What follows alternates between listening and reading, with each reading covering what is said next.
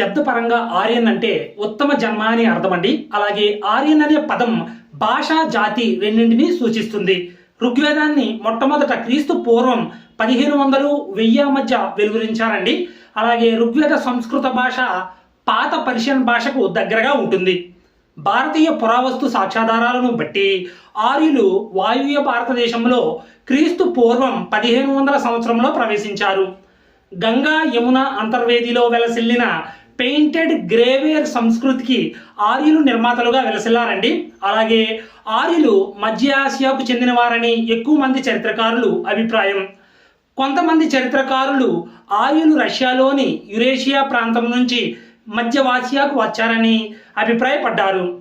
ఆర్యుల గురించి తెలిపే అత్యుత్తమ ఆధారం ఋగ్వేదం అండి. The Arctic home in Vedas అనే గ్రంథాన్ని బాలగంగాధర్ తిలక్ రచించాడు.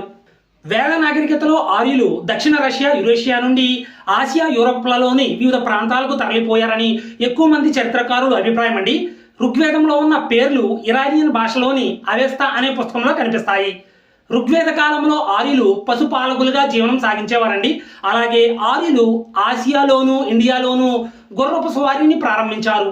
ఆర్యులు ఇండియా వచ్చినప్పుడు అప్పటికే దేశీయంగా ఉన్న వారు దాసులండి. వేద నాగరికతలో వేద సాహిత్యాన్ని శృతి అని, అలాగే వేదాంగాలను స్మృతి అని అంటారు. వేద నాగరికతలో వేదాంగాలు 6గా విభజించారండి. అవి శిక్ష, కల్ప, వ్యాకరణ, నిరుక్త, ఛందస్సు మరియు జ్యోతిష్యం.